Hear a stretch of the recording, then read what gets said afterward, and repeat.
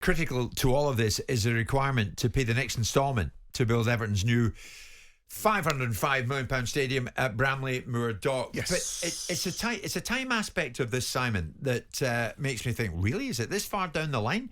It could be done by the start of next week. Well done to them if it is, because it's nice to see a deal being done in a way that doesn't necessarily court a whole raft of publicity, get a load of people like moths to stand in front of the camera telling people precisely the things that they're not going to do, whilst alluding to the fact they are going to do them. We don't need another Peter Kenyon showboating scenario.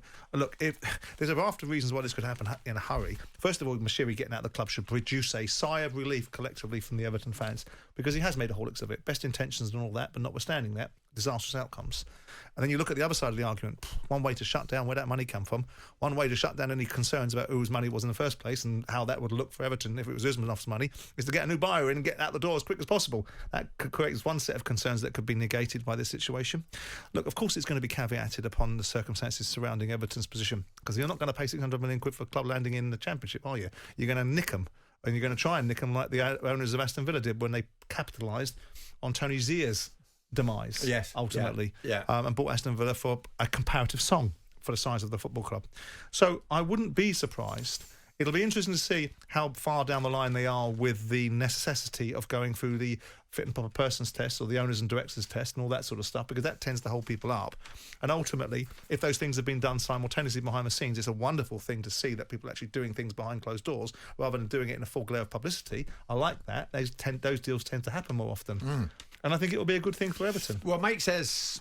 depending upon the agenda behind the people that are buying it, because there's something clear. Most people that buy football clubs aren't buying it just because they like the football club and they love the fans and they can't wait to regenerate the area. They're doing it because there's a commercial opportunity. That's a good point, because the prospective owners, this 777... they were founded in 2015. They've already got controlling stakes in Genoa, in Vasco da Gama in Brazil, in Standard Liège in Belgium. Nothing wrong with that. And Hertha Berlin in Germany. And a minority stake in Sevilla in Spain. So they are kind of omnipresent in the game. Well, there's something more. They obviously believe that football clubs and the media rights associated with football clubs are valuable to whatever ongoing business they have elsewhere.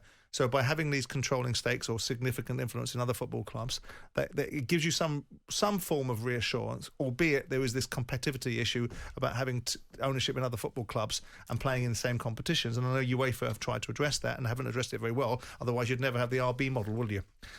Because RB clubs are owned and influenced by RB, and you've got them playing potentially in the same competitions. Right. And there comes a conflict in people's minds. Is 600 million about right for Everton?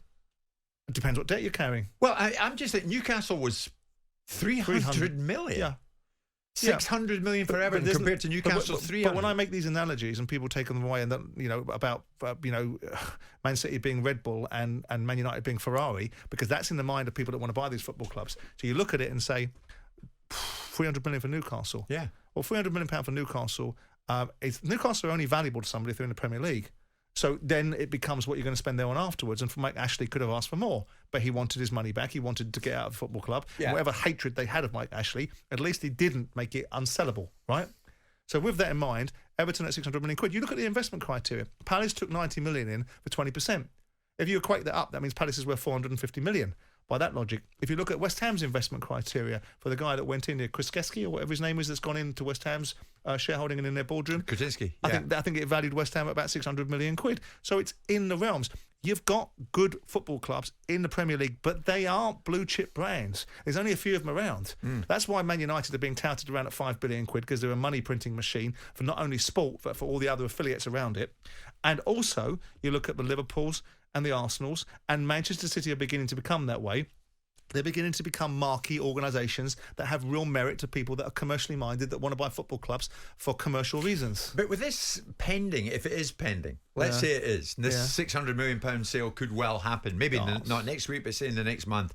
Should it not strengthen the case, Simon, for more of a kind of hurry up to tie up other extremely pertinent loose ends, if you like Everton's financial fair play case? Should that not have been concluded before the season closes? What more than Manchester City's? There's a due process, whether we like it or we don't. Whatever the people think, anyone sitting in the street goes, "Oh, just get on with it." Well, I wish it was that simple, because it isn't that simple. Because if you've got people that have enormous financial resource or significant financial resource, they don't just sit there, roll over and let you tickle their belly. They push back and they defend themselves against accusations, and they muddy the water, and they bring in some very significant legal representation to argue their cases. And these things don't happen overnight. You try and bring someone to court, see how quickly it happens. The Premier League has to convene an independent board set up with people on it to make sure that the decisions are looked at properly. They have to do all their diligence and investigation, bring forward their arguments, knowing now that football has turned. This is not Bob Lord in the 1960s at Burnley. This isn't the candlestick maker, the cook, the baker that are running football clubs. It's a billionaire football club owners that sit there and go, not on my watch. Yeah, of course. Okay, I'm going to argue it. So it takes due process. Yeah, but in spite of that, we've got Leeds, Southampton, Leicester, Forest. They quite rightly say, well, why isn't this tied up before we know if Everton survive in the Premier League going down? It doesn't work that way. Why? Because of legal process. Because of the situation. If you want these rules changed, if you want to change the processes and suggest to the Premier League that you need when a moment of charge is brought, it needs to be done and dusted within 30 days. And off you go, you 20 football clubs, and sit in on your AGM and vote for that rule change. Don't start crying about it, knowing what the rules are, when you are the victim of rules that you've been prepared to accept. Yeah, but if you were one of those clubs that I've just mentioned, you'd be suing as well. You'd be taking action as well. I wouldn't be, because I'd be sitting there saying, I'm kicking myself. You'd be at the top of the queue. If I tell you what happened with West Ham and Sheffield United. Sheffield United sued West Ham because West Ham played Mascherano and Tevez, and they didn't go through the league. They took them into the private domain and sued them for compensation because West Ham broke the rules. And that started a thought process in other football clubs. These football clubs, with due respect to them, if they want rules changed about how processes are defined, it is their gift. Richard Masters and his gang work for them. He exists because of them. And his job is to fulfill the outcomes that they want. So if they want due process to be exacted in the very same season that a charge is brought, and that there must be a finessed and fast-tracked and streamlined process, good luck with it, because they won't want it, because on one day they'll be on the other side of the argument. They'll be on the other side of the conversation when it comes down to them wanting to be able to put forward a case to defend themselves against an allegation, and they won't want to be adjudicated in 28 days. But it's simple. If Everton get a points deduction next season, would that be fair on the 3 clubs that go down in the next couple of weeks? Yes, because those are the rules that you're allowed to be participating in. It wouldn't be fair though, would it?